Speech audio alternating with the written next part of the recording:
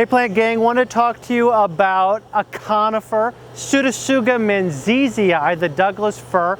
Now, I'm in Knoxville, Tennessee, and this tree admittedly is not a great tree for us in Knoxville because of our heat and humidity. But our friends up in the higher elevations of North Carolina in particular grow this quite abundantly as a Christmas tree. And so it's one that we should definitely know. But this is a great tree for more northern climates. It is a great timber producing tree for some areas of our country, but a great tree. We need to know a little bit more about it. We'll look a little bit closer at the needles and understand a little bit more about this plant.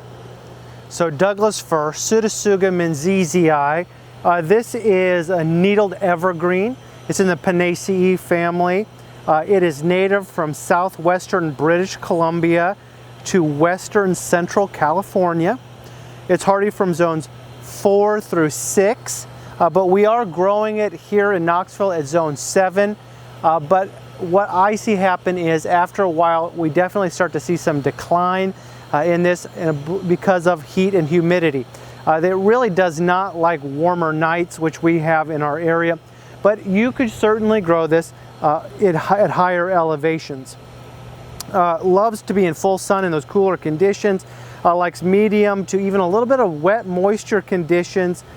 Great plant, one that you need to know because it really is, in particular for a Christmas tree industry in this area, really one of the Cadillacs, one of the really great Christmas trees that people grow and then end up with in their house at Christmas time. Pseudotsuga menziesii, we're now looking at a kind of a broad shot. You know, for us in this part of the world, this is a pretty good specimen, I would say.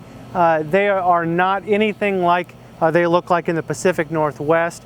This is a very large conifer that can grow 50 to 80 foot tall in cultivation, but in the wild, you can see trees up to 300 foot tall.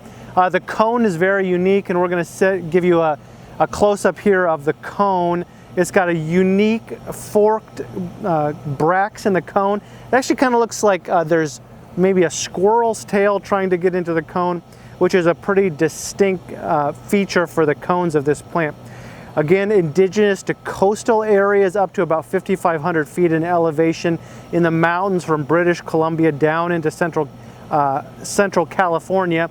When you think about the southeastern United States and this plant that you're looking at, that's nothing like our climate here, but we can grow this in certain situations. Needles are fragrant when they're bruised, so that's something that you can kind of look at. Narrow pyramidal shape overall for this plant when it's young. The tree becomes more cylindrical with age, and the lower branches become slightly pendulous as well. So a plant you should know, not great for us in this part of the world. There are also dwarf and miniature cultivars of this, unique selections of this conifer, but a great one indigenous to North America, in particular for the western coast of North America. It's one you should know. Landscape situation, I would prefer to see this in rich organic soil with a little bit of extra moisture. In particular, if you can grow this at higher elevations, you're going to be successful. Here's a landscape tip. In the wild, this is one of the largest trees in the world. It is a great timber tree and a great forest tree, but not great in urban conditions.